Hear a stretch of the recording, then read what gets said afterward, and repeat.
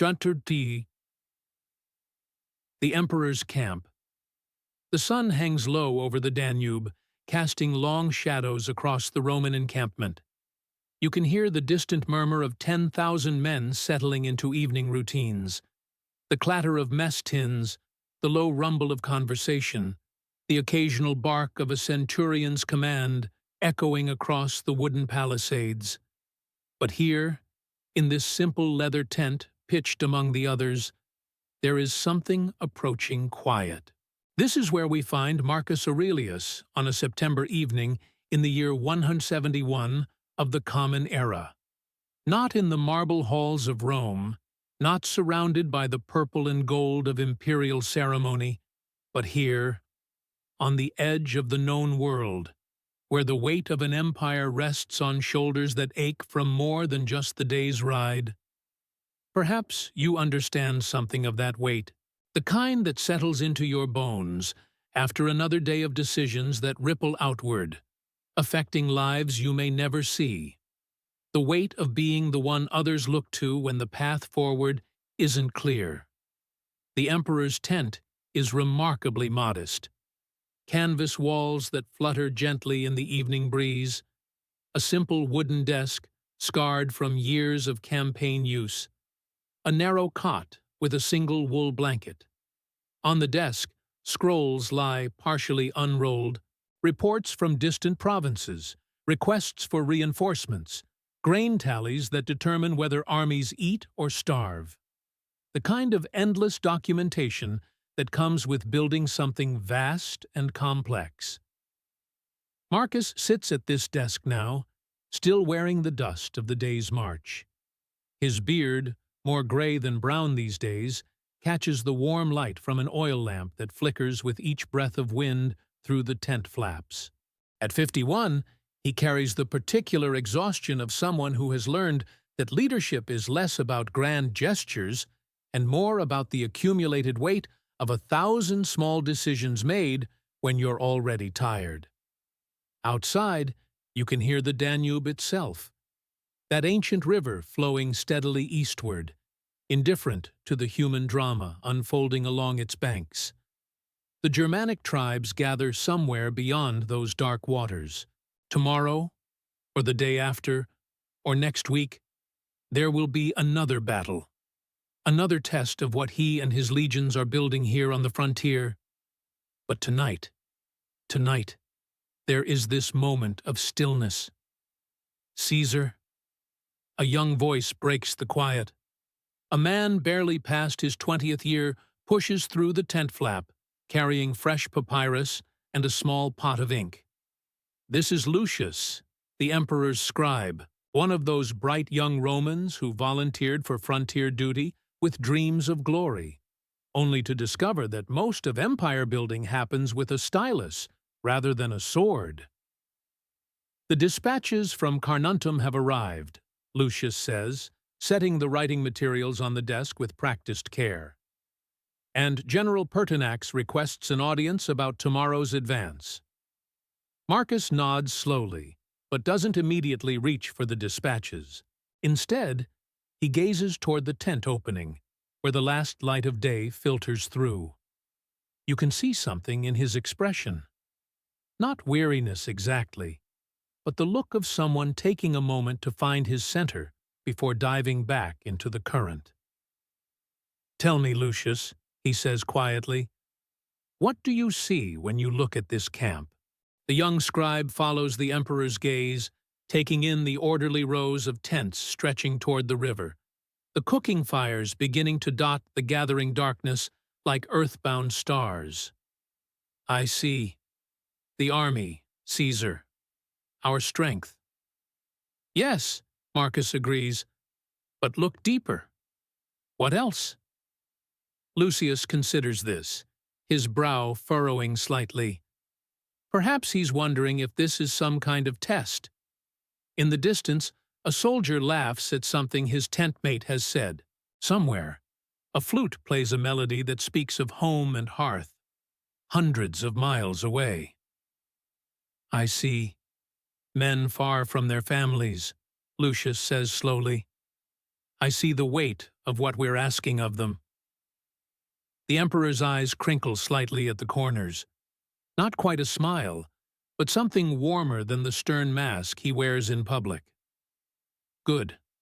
That's the beginning of wisdom. Seeing not just the machinery of what we're building, but the human cost of building it. He reaches for one of the scrolls, unrolls it partway, scans the neat lines of text.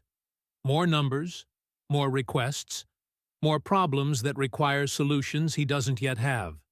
But his movements are unhurried, deliberate. This is a man who has learned something about the rhythm of leadership, when to act swiftly, and when to let the mind settle before deciding. Caesar, Lucius ventures, may I ask, how do you bear it? The responsibility for all of this? It's perhaps a more personal question than a scribe should ask an emperor. But here, in this simple tent, with the sounds of the frontier evening around them, some of the usual protocols seem less important. Marcus looks up from the scroll, studying the young man's face in the lamplight. You're thinking of your own burdens, he observes. It's not a question. The letters you write for the illiterate soldiers, the records you keep that determine who receives what rations, the small decisions that feel enormous when you're the one making them. Lucius nods, perhaps surprised to be so easily read. The Stoics teach us something useful about this, Marcus continues, setting the scroll aside. They say that we suffer more in imagination than reality. We carry not just today's weight, but tomorrow's, and next week's, and next year's. We rehearse disasters that may never come to pass. Outside, the camp is settling into its evening rhythm. The sounds are growing quieter, more intimate. Conversations around cooking fires, the soft nickering of horses in their lines, the measured tread of sentries beginning their night watches. But there's another way to see it, the emperor says. Each challenge we face, each decision we make, it's practice. Training for the next challenge, the next decision. The weight you carry today makes you stronger for tomorrow's load. He stands, moves to the tent opening, looks out at his army settling into the night. You can see the breadth of his shoulders, still strong despite the years of campaigning, but also the slight forward lean of someone who has carried heavy loads for a long time. Do you know what I see when I look at this camp, Lucius? Tell me, Caesar.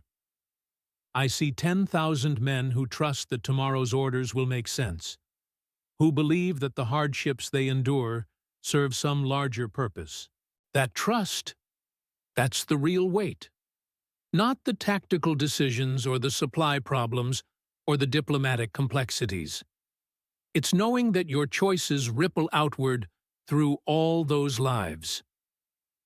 A cool breeze stirs through the tent, carrying scents of wood smoke and river water and the indefinable smell of an army at rest. Somewhere in the distance, a night bird calls across the water. But here's what I've learned, Marcus continues, his voice taking on a different quality, quieter, more personal. That weight, it's not meant to be carried alone. It's shared. Every centurion who makes good decisions with his men. Every soldier who holds his position when the line wavers. Every scribe who keeps accurate records so the right supplies reach the right places.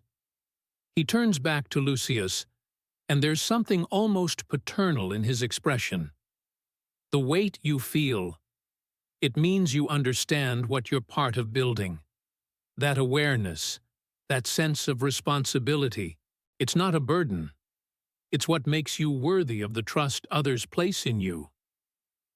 Lucius straightens slightly, as if seeing his role from a new angle. I hadn't thought of it that way, Caesar. Most of us don't at first.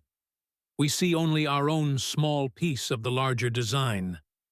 But step back. See the whole pattern. and even the smallest role becomes part of something magnificent. The emperor returns to his desk, but doesn't immediately pick up his work.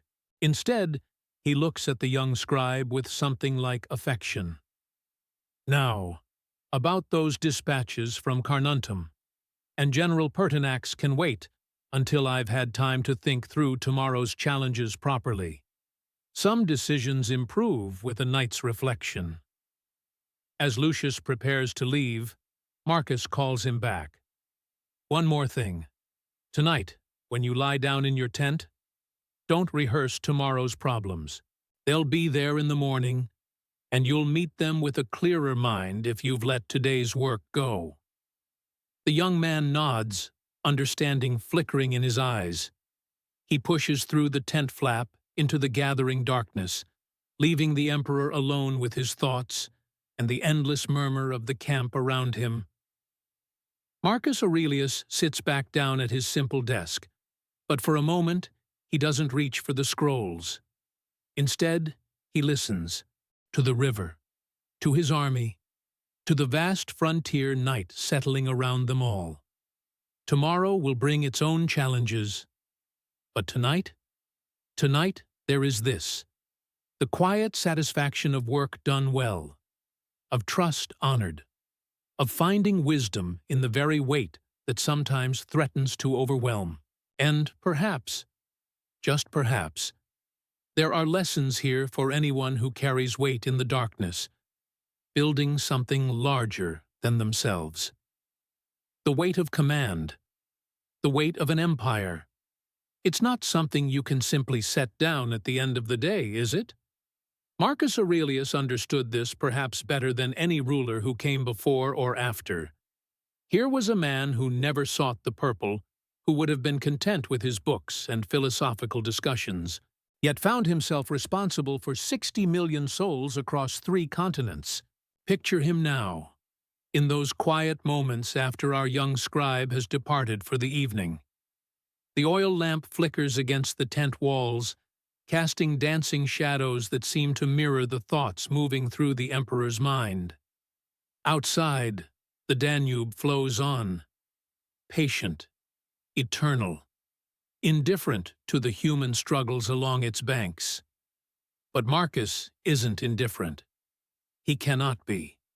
Every decision he makes ripples outward, through the legions camped around him, through the provinces stretching back toward Rome, through families who will never know his name, but whose lives hang in the balance of his choices. You know this feeling, don't you? That moment when you realize the full scope of what rests on your shoulders. When the excitement of building something meaningful gives way to the sobering reality of what it actually requires. The sleepless nights aren't just about the work itself, they're about the weight of all those who depend on what you're creating. Marcus reaches for one of his personal journals. Not the official imperial correspondence with its measured diplomatic language, but the private writings where he wrestles with the deeper questions. These are the pages that will one day become his meditations. Though he has no idea that 2,000 years later, people will still turn to his midnight thoughts for guidance. He writes by lamplight. You have power over your mind, not outside events. Realize this, and you will find strength. Simple words, but born from anything but simple circumstances. As he writes, dispatch riders arrive with news from the eastern provinces.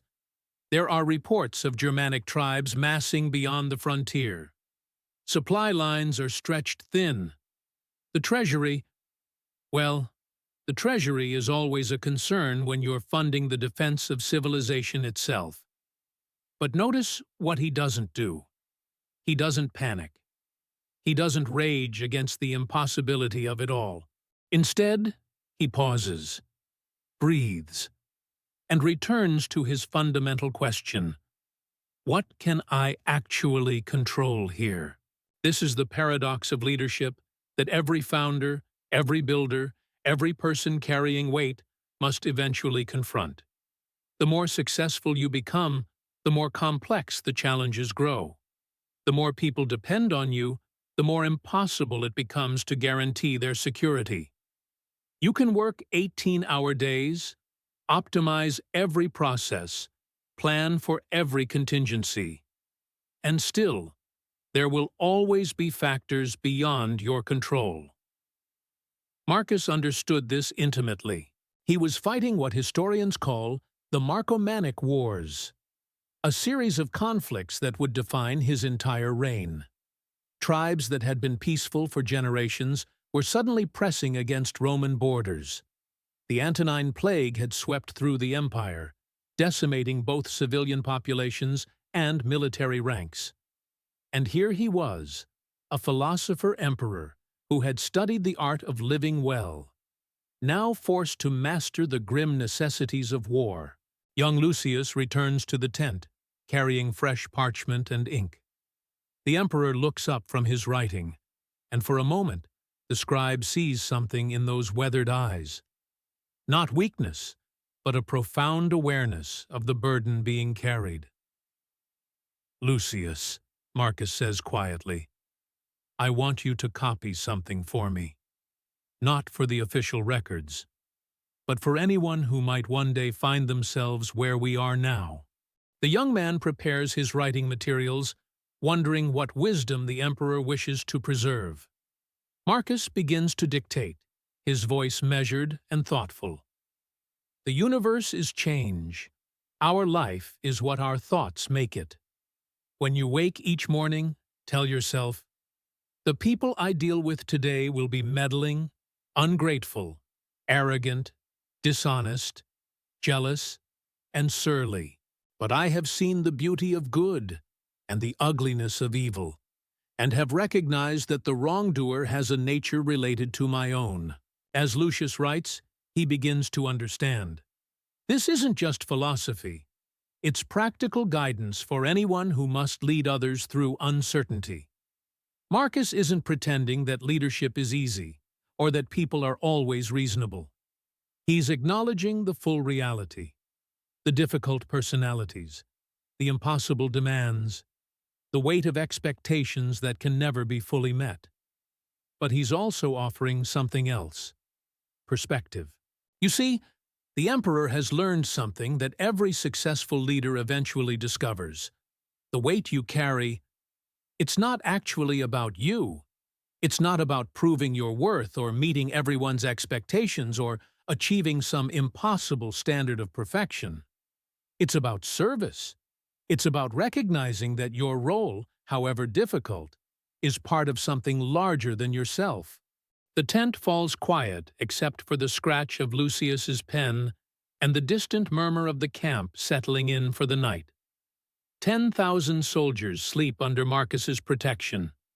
Back in Rome, senators debate policies he'll need to implement. Across the provinces, governors await his guidance.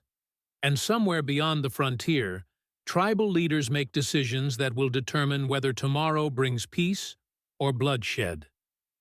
It's overwhelming when you think about it that way. But Marcus has learned not to think about it that way.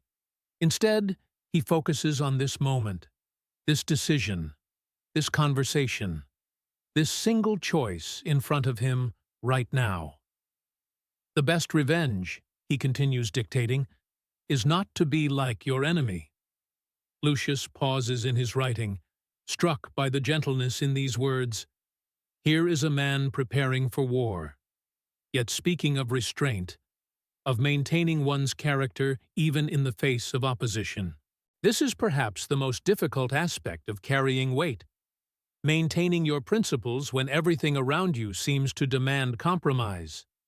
When the pressure mounts and the stakes rise, and everyone is looking to you for answers you don't have, how do you stay true to what you believe matters most?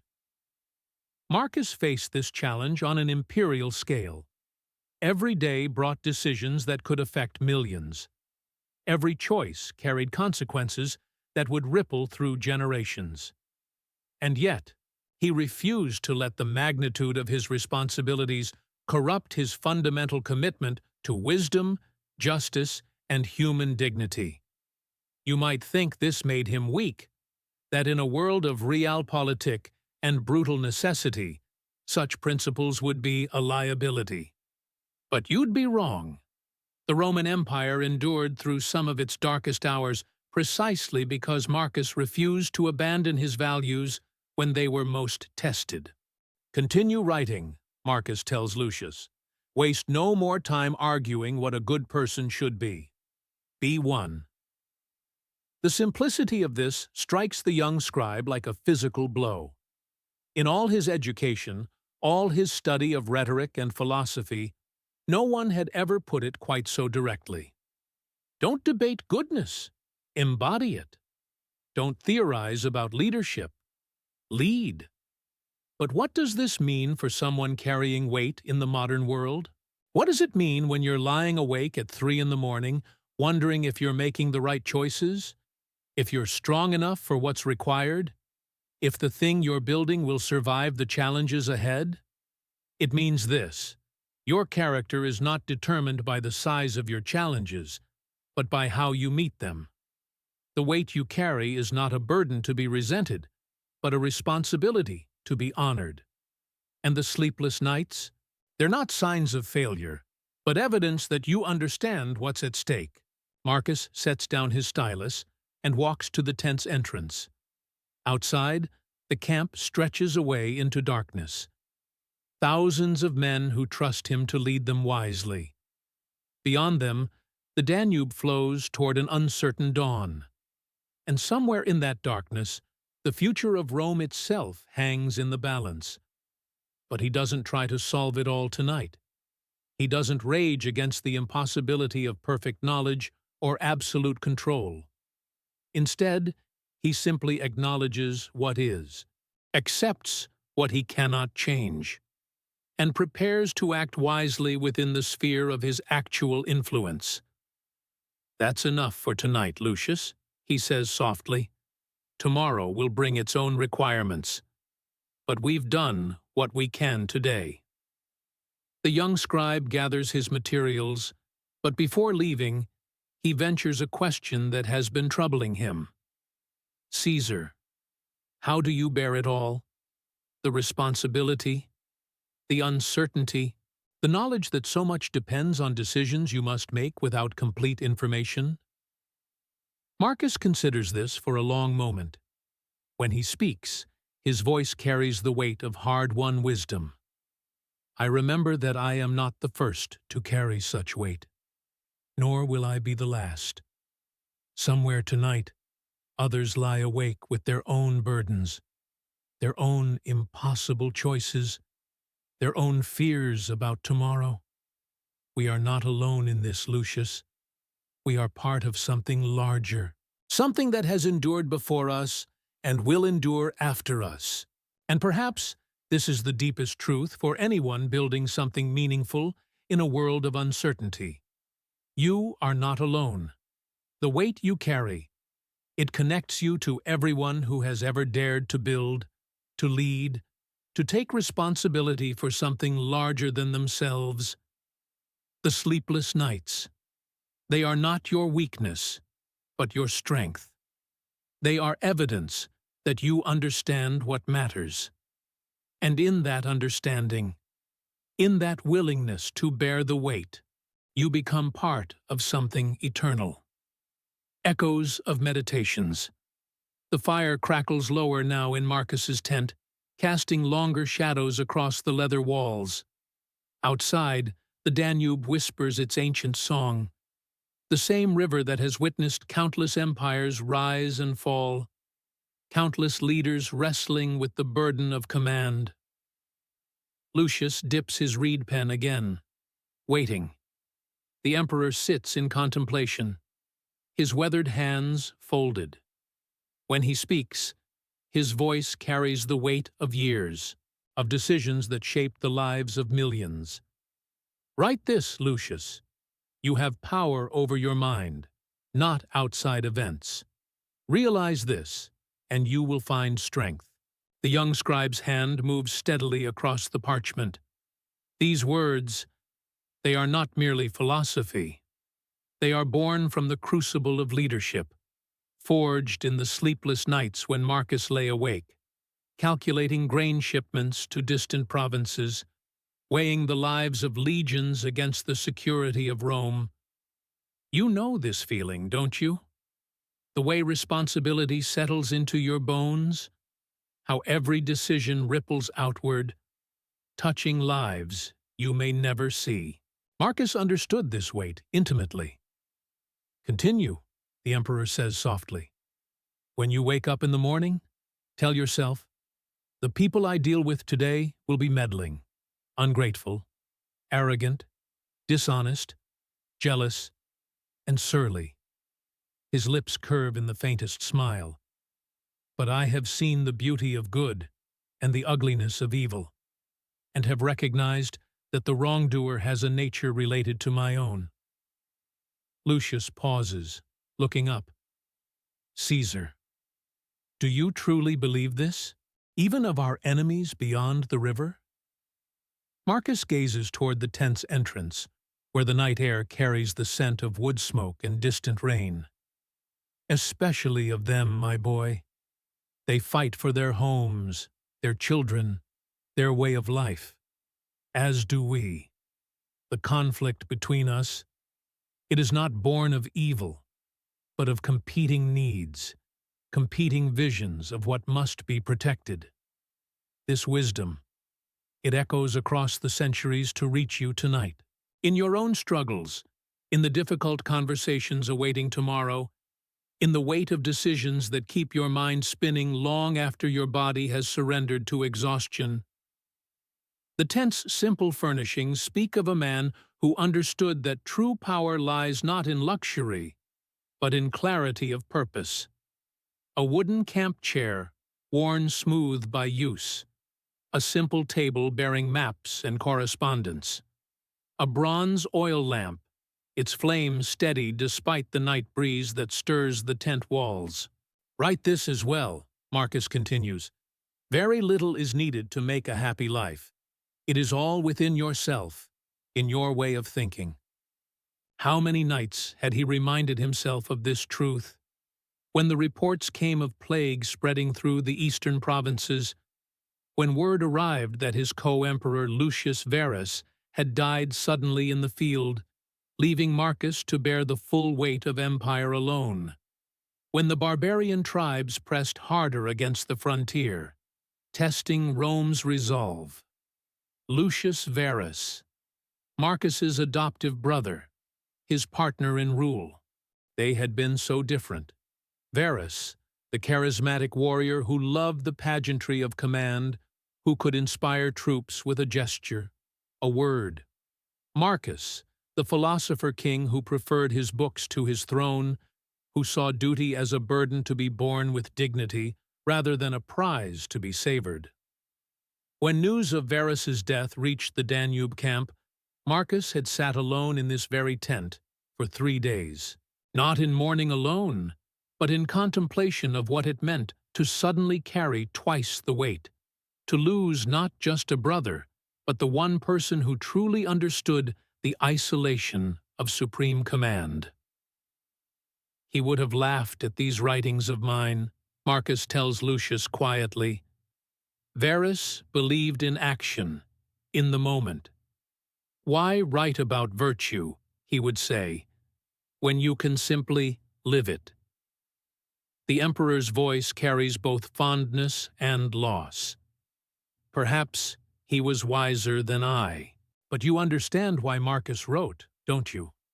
In the small hours when sleep eludes you, when your mind rehearses every possible outcome of tomorrow's crucial meeting, writing becomes a way of wrestling with the chaos, of finding solid ground beneath shifting circumstances. The tent's oil lamp flickers as a gust of wind finds its way through the camp. Outside, a sentry calls the hour, the deep voice carrying across the sleeping legion. Most of the soldiers rest now, trusting in their emperor's vigilance, unaware that he sits awake, pouring his struggles onto parchment. Continue writing, Marcus says. Confine yourself to the present. Such simple words, yet how difficult to live by them. The present moment is all any of us truly possess, yet how often do we squander it in anxiety about futures we cannot control, or regret over pasts we cannot change. Marcus learned this lesson through necessity. An empire cannot be governed by yesterday's decisions or tomorrow's fears. It requires presence, the ability to see clearly what is, rather than what was or what might be. "Tell me, Lucius," the emperor says, setting down his cup of watered wine. "What do you see when you look at this tent? At this moment?" The young man glances around, considering. "I see simplicity, Caesar. A great man living as a soldier among soldiers." Marcus nods slowly. "I see impermanence. This tent, this campaign, this empire, all of it will pass. The question is not whether it will endure, but whether we will conduct ourselves with honor while it exists." This perspective, it offers profound relief, doesn't it? The crushing weight of permanence, the fear that every mistake will echo through eternity. Marcus understood that even empires are temporary. Your struggles, your setbacks, the sleepless nights that feel endless, they too shall pass. "Write this," he continues, "loss is nothing else but change, and change is nature's delight." How many leaders had he watched rise and fall? How many trusted advisers had he buried? How many cherished plans had crumbled before the inexorable march of circumstance? Yet Marcus found peace in this impermanence, not despair. The tent's leather walls breathe gently in the night breeze, expanding and contracting like the lungs of some great beast. Through the gaps, starlight filters in, the same stars that shine down on your own restless nights, connecting you across the centuries to this moment of ancient wisdom. A servant enters quietly, Gaius, the freedman who has served Marcus for 15 years. He moves with the practiced silence of one who understands that his master's night vigils are sacred time, not to be disturbed unless necessity demands it. Gaius refills the oil lamp, trims the wick, ensures the emperor's comfort with gestures so subtle they barely register. He has witnessed these writing sessions countless times, has seen how they transform his master's troubled expression into something approaching peace. "Thank you, old friend," Marcus murmurs, and Gaius bows slightly before withdrawing. Even in the hierarchy of empire, Marcus recognizes the humanity in those who serve. Another lesson written into his meditations. "We were born to work together," he dictates, "like feet, hands, and eyes, like the 2 rows of teeth, upper and lower." This understanding of interconnection, it sustained Marcus through the loneliest moments of command. No leader, no matter how isolated by responsibility, truly stands alone. The emperor depends on his legions, his advisors, his servants. The legions depend on his wisdom, his steadiness, his willingness to bear the weight of decision. You too are part of this great web of interdependence. The weight you carry, it connects you not just to those you lead, but to everyone whose lives are touched by what you're building. The sleepless nights, the difficult choices, the burden of responsibility, these are not punishments, but privileges. Lucius's hand cramps from writing, and he flexes his fingers. Marcus notices immediately. "Rest, my boy. These thoughts will keep until morning." But the young scribe shakes his head. "If Caesar can bear the weight of empire without rest, surely I can bear the weight of a pen." Marcus smiles, the first genuine smile of the evening. "Wisdom often comes from the mouths of the young. Very well. Write this. The best revenge is not to be like your enemy." How many times had Marcus reminded himself of this truth? When barbarian raids destroyed Roman settlements, when political enemies in Rome questioned his decisions from the safety of their villas, when the weight of others' expectations threatened to crush his spirit. The path of virtue, Marcus learned, is not about defeating others, but about defeating the worst impulses within ourselves, about choosing wisdom over anger, patience over haste, understanding over judgment. One more thought, the emperor says as the fire burns lower still. You can commit injustice by doing nothing. This is perhaps the heaviest burden of leadership. Not just the weight of action, but the weight of inaction. The knowledge that choosing not to decide is itself a choice, that silence in the face of wrongdoing becomes complicity. You understand this burden, don't you? The way responsibility extends beyond what you do to encompass what you fail to do. How leadership means accepting accountability not just for your actions, but for your hesitations, your delays, your moments of uncertainty. Outside the tent, the Danube continues its eternal flow toward the sea, carrying with it the dreams and struggles of countless generations. Marcus listens to its whisper, finding in its constancy a reminder that his own struggles, however intense, are part of a larger pattern. The scribe's perspective.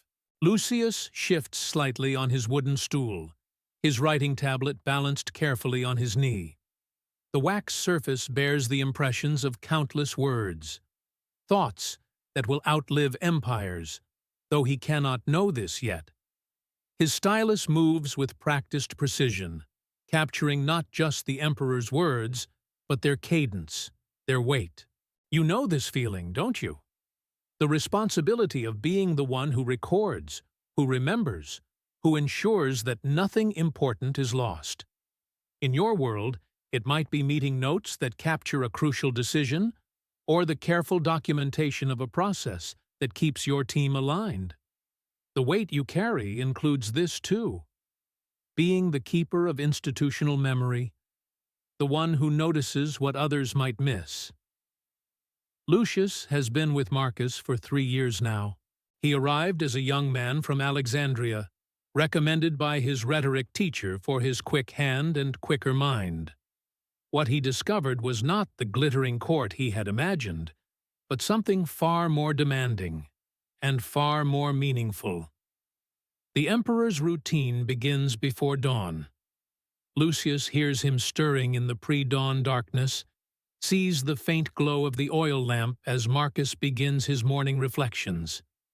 There is no fanfare, no ceremony, just a man preparing his mind for another day of carrying an empire's weight.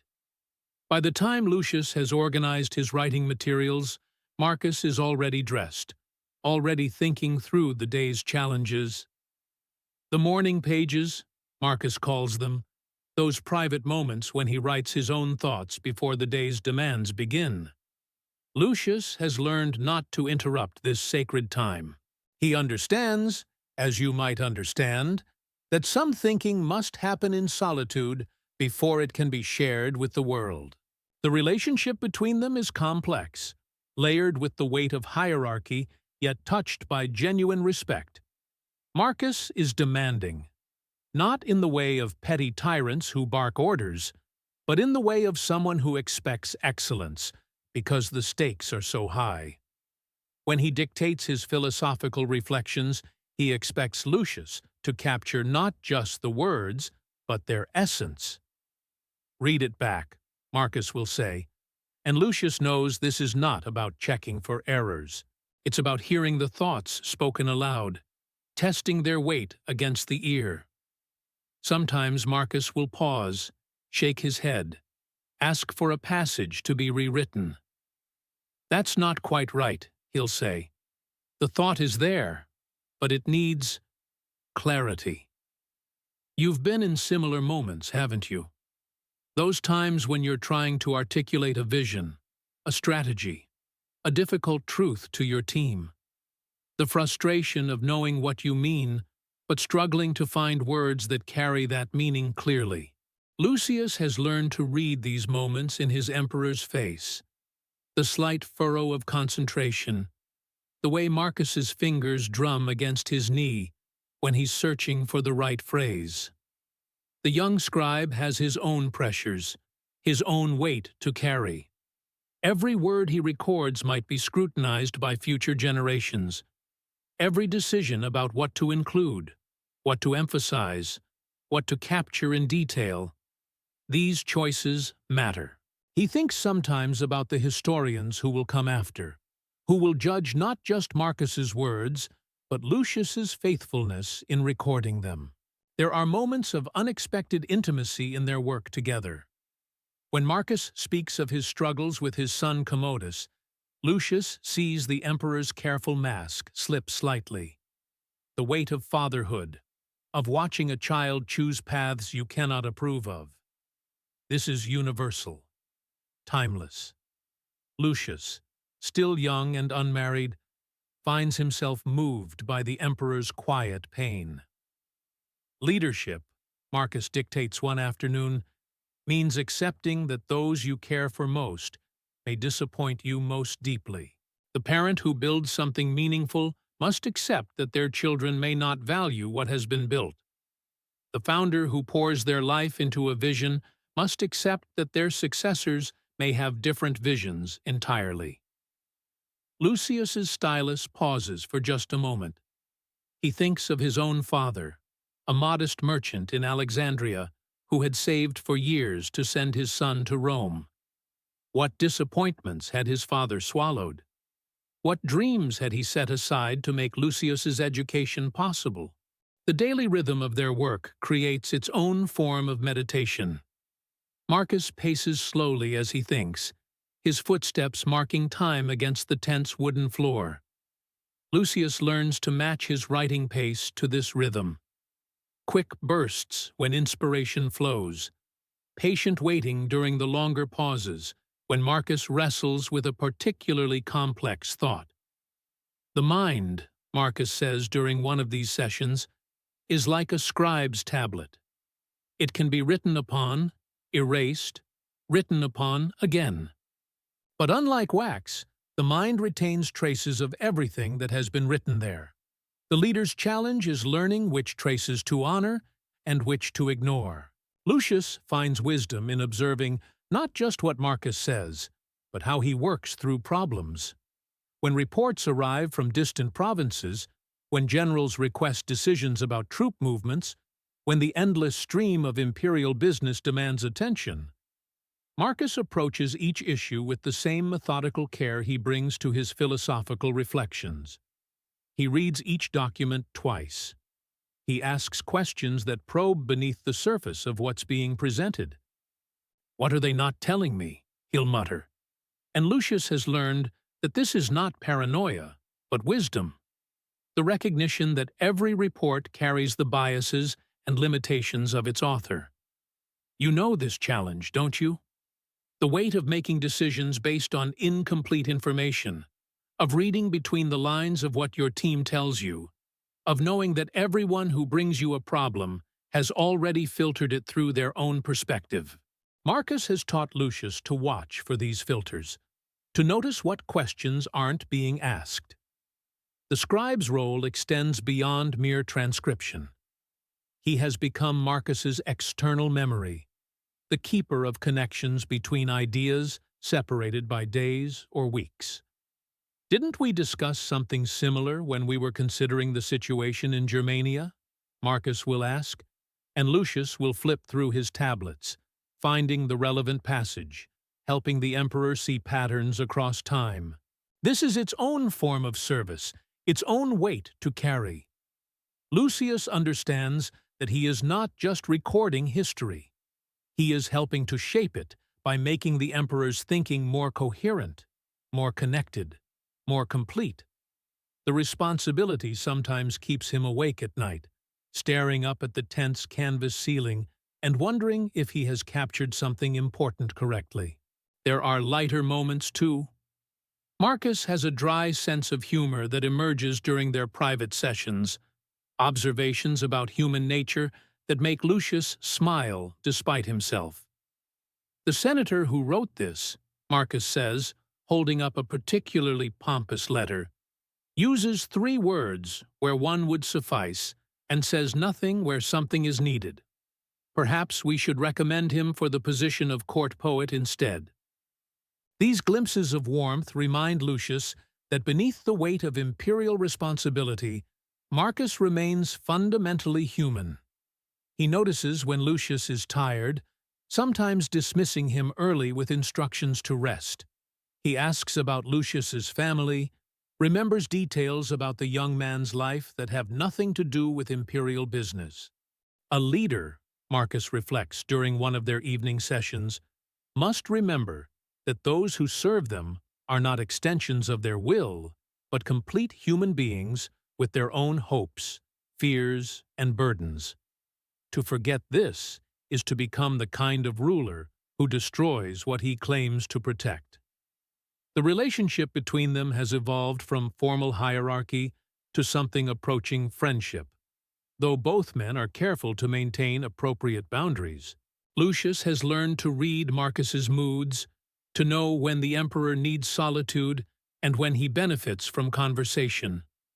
Marcus, in turn, has come to trust Lucius not just with his words, but with his thinking process.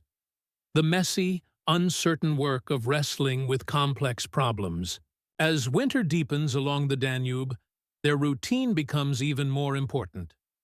The tent feels smaller, more intimate, warmed by the brazier that casts dancing shadows on the canvas walls. Outside, the wind carries the sounds of the camp. Soldiers maintaining equipment, horses being fed, the low murmur of conversations around cooking fires. Lucius finds comfort in this rhythm, this sense of purpose that comes from serving something larger than himself. He thinks sometimes about what he might have become if he had stayed in Alexandria, perhaps a teacher like his mentor, or a clerk in some merchant's counting house. Comfortable positions, but without this sense of contributing to something that matters beyond his own immediate needs. The weight he carries is different from Marcus's, but no less real. Every word recorded, every thought preserved, every moment of attention given to understanding rather than merely transcribing. These are his contributions to what is being built here. Not an empire of territory and legions, but an empire of ideas that will outlast bronze and stone. In the quiet moments between dictation, when Marcus pauses to gather his thoughts, Lucius sometimes feels the profound responsibility of his position. He is witnessing greatness not in its public moments of triumph, but in its private moments of struggle and growth. This, too, is a form of leadership, the patient, careful work of bearing witness, of ensuring that wisdom is not lost to time. Moments of solace. The weight of witnessing. It settles differently on each of us, doesn't it? Some carry it as burden, others as privilege. In these quiet hours between the emperor's words, as the oil lamps flicker and cast dancing shadows on the tent walls, there's something almost sacred in the silence. Marcus has developed rituals, you see, small practices that anchor him when the world threatens to pull him in too many directions at once, just as you might have your own. Perhaps that first cup of coffee before the day's demands begin, or those few minutes in the car before walking into another challenging meeting. Each morning, before the reports from the front lines, before the councils of war, before the endless stream of decisions that only he can make. Marcus steps outside his tent, not for ceremony or display, but for something far simpler. He watches the sun rise over the Danube. The universe is change, he often murmurs to himself, words that Lucius has learned to recognize. Our life is what our thoughts make it. These aren't grand proclamations for history. They're quiet reminders, spoken to an audience of one. The kind of words we all need when facing another day that feels impossibly heavy. The frontier camp awakens slowly around him. Soldiers tend to their morning duties with practiced efficiency. The smell of wood smoke and porridge drifts from the cooking fires. Horses stamp and snort in the crisp air. It's a world away from the marble halls of Rome, yet Marcus finds peace here that often eluded him in the palace. There's honesty in this place, in the simple reality of soldiers preparing for another day's march, another day's vigilance. No elaborate court protocols, no carefully orchestrated displays of power, just human beings doing what needs to be done, carrying what needs to be carried. Look for the gift in every moment, he writes later, as Lucius's stylus scratches across the wax tablet. Even in hardship, especially in hardship, there is something to be grateful for. You know this truth, don't you? In your own long days, when the problems seem to multiply faster than solutions, there are still moments, small ones perhaps, the satisfaction of a problem solved, the unexpected kindness of a colleague, the simple fact that you're here, building something, creating value where none existed before. Marcus has learned to collect these moments like precious stones, not to hoard them, but to return to them when the darkness presses close.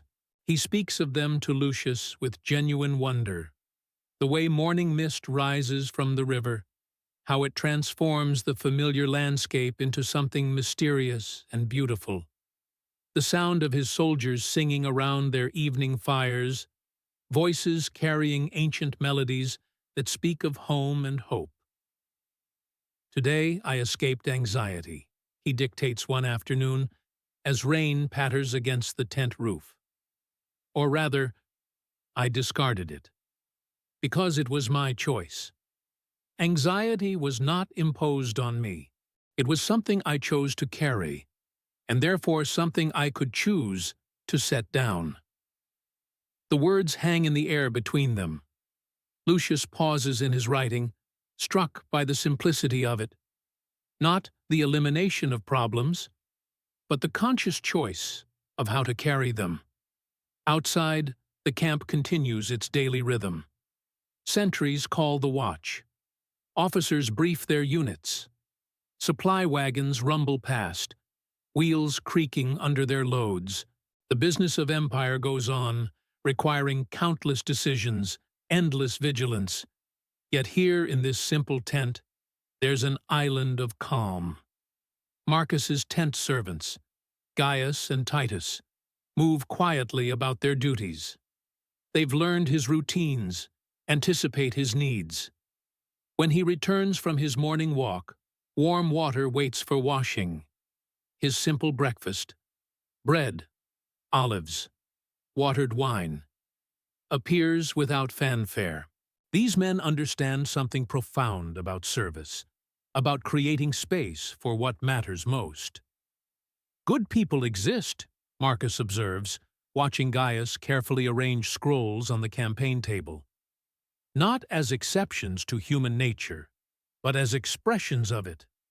We are built for cooperation, for mutual aid. Even here, especially here, we see it. There's gratitude in his voice that Lucius has learned to recognize. Not the formal gratitude of imperial proclamations, but something deeper. The appreciation of someone who understands how rare and precious good service truly is. You have people like this too, don't you? The ones who show up consistently, who care about the details that make everything else possible. The assistant who anticipates what you'll need. The team member who stays late without being asked.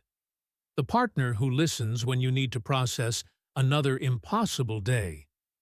Marcus writes about them, not by name, for that would be unusual, but in principle.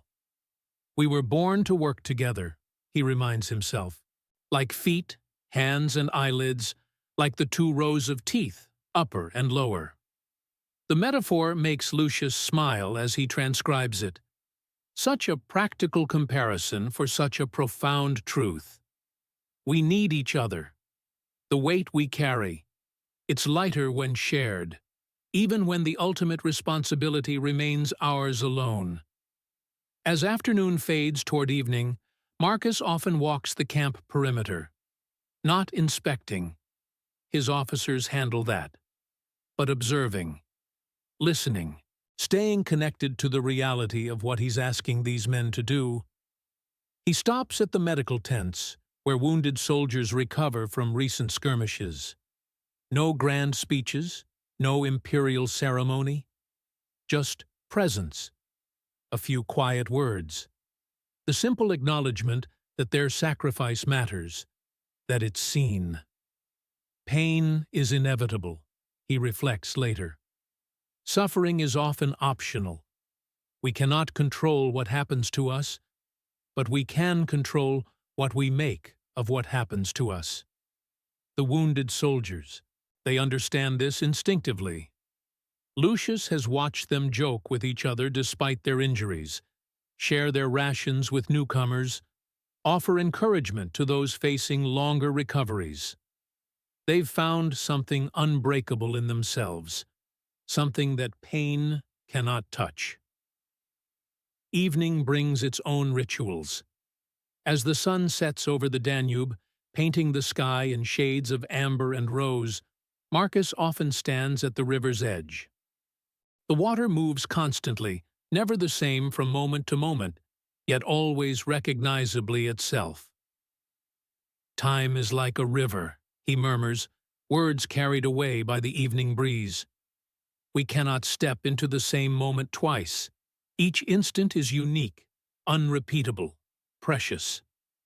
The camp settles into its nighttime rhythm.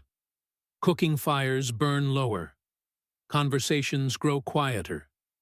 Sentries take their posts, vigilant guardians of sleep and dreams. In his tent, by lamplight, Marcus returns to his writing. What brings no benefit to the hive can bring none to the bee, he dictates, thinking of the community around him. We rise and fall together.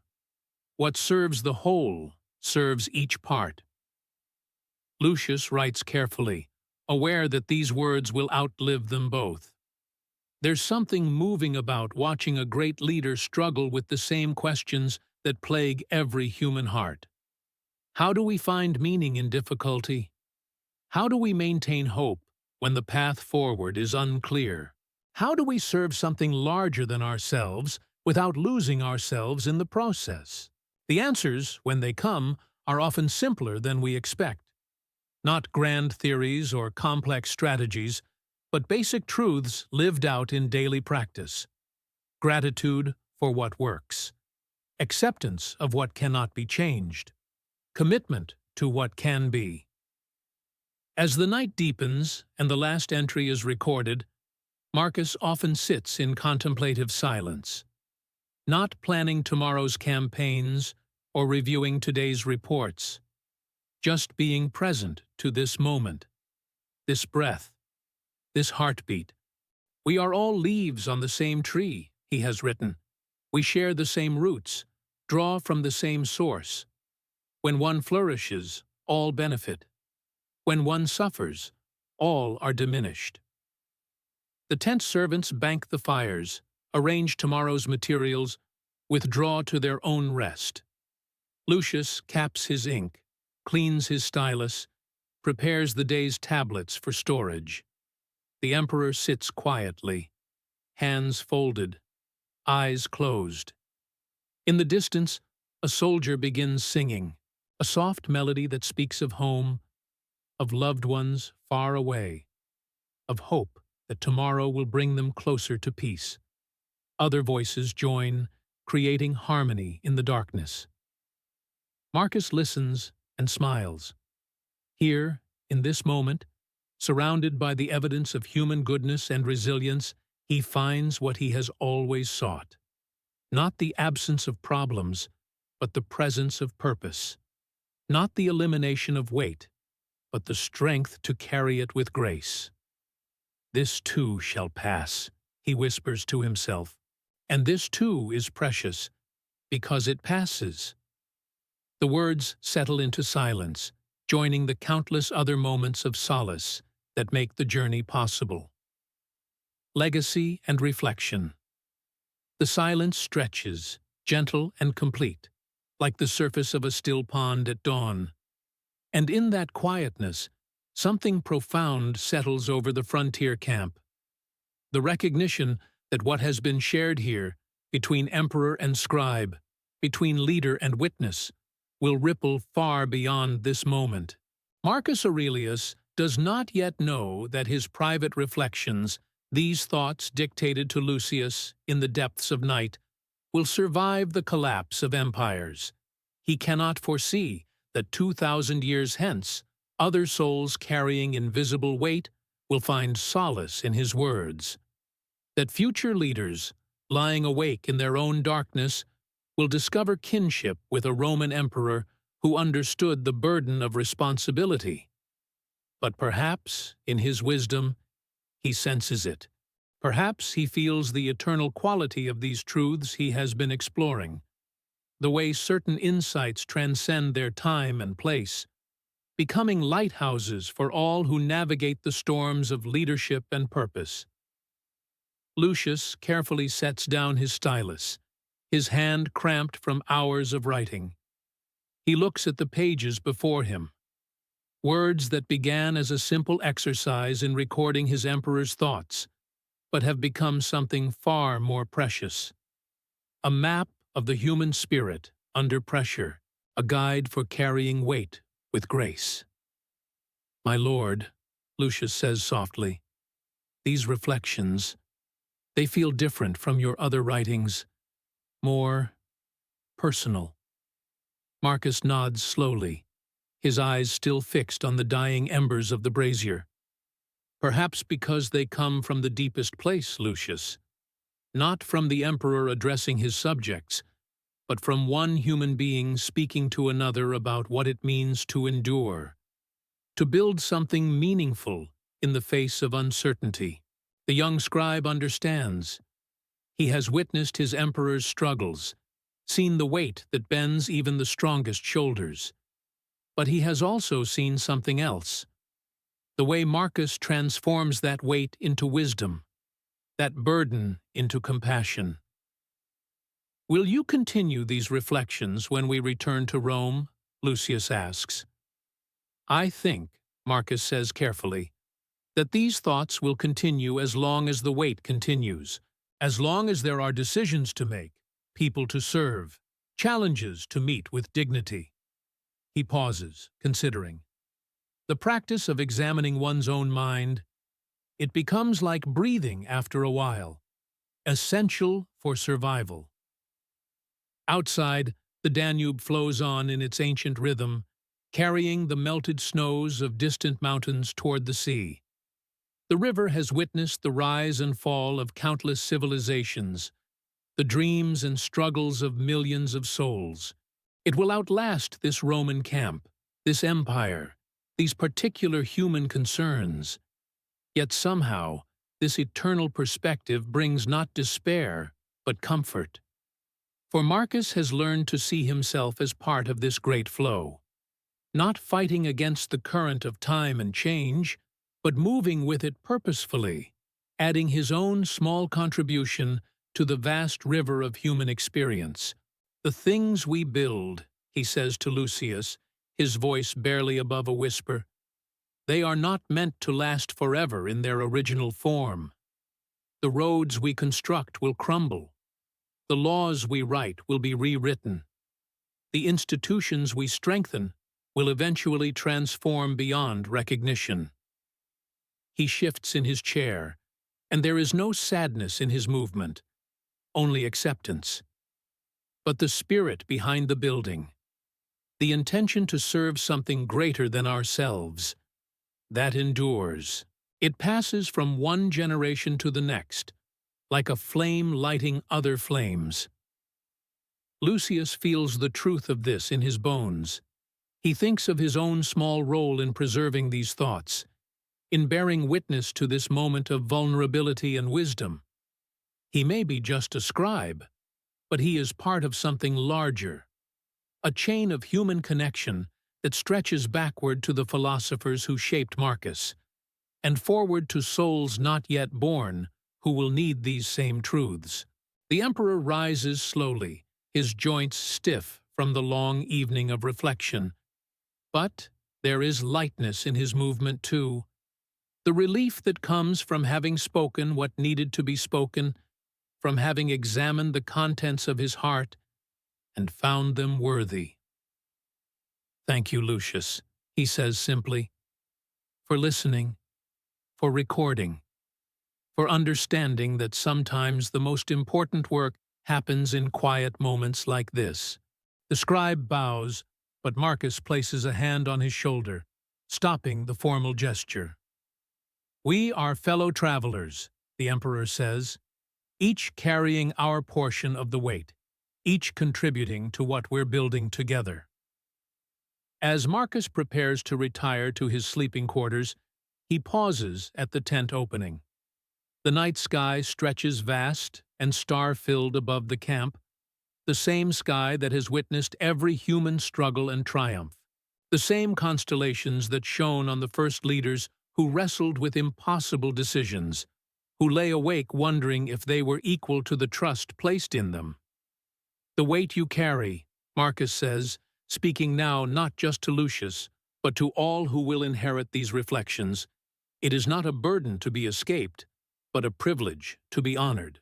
Every sleepless night spent in service of others, every difficult decision made with integrity, every moment of doubt transformed into determination. These are the materials from which lasting things are built." He steps outside briefly, breathing the cool night air, feeling the solid earth beneath his feet. Somewhere in the distance, a night bird calls, a sound of life continuing, of nature's quiet persistence in the face of all human drama. When he returns, his expression holds a deep peace. "I understand now," he says to Lucius, "why the philosophers speak of death not as an enemy, but as a teacher. Not because we should welcome suffering, but because recognizing the temporary nature of our time here makes every moment more precious, every choice more meaningful." Lucius carefully gathers the pages they have filled tonight, treating them with the reverence due to sacred texts. He senses that he has been present for something extraordinary, not just the private thoughts of an emperor, but the crystallization of wisdom that has been earned through struggle, refined through practice, and offered freely to whoever might benefit from it. "Sleep well, my lord," Lucius says, as Marcus moves toward his sleeping quarters. "And you, faithful friend," Marcus replies. "Tomorrow will bring its own challenges, its own opportunities to practice what we have discussed tonight. But for now, rest. Let the mind settle like sediment in still water. Let the body release the day's tensions. Let the spirit remember that it is part of something eternal and good."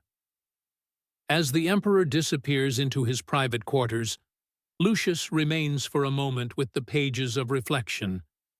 He thinks about the privilege of this work, not just the honor of serving a great leader, but the deeper satisfaction of participating in the preservation of wisdom. These words will outlive both emperor and scribe, but they will carry forward the essence of what has been shared here. The young man extinguishes the oil lamps one by one, watching the shadows deepen around the tent. But the darkness holds no fear now, only the promise of rest and renewal, the natural rhythm of effort and recovery that makes sustained service possible.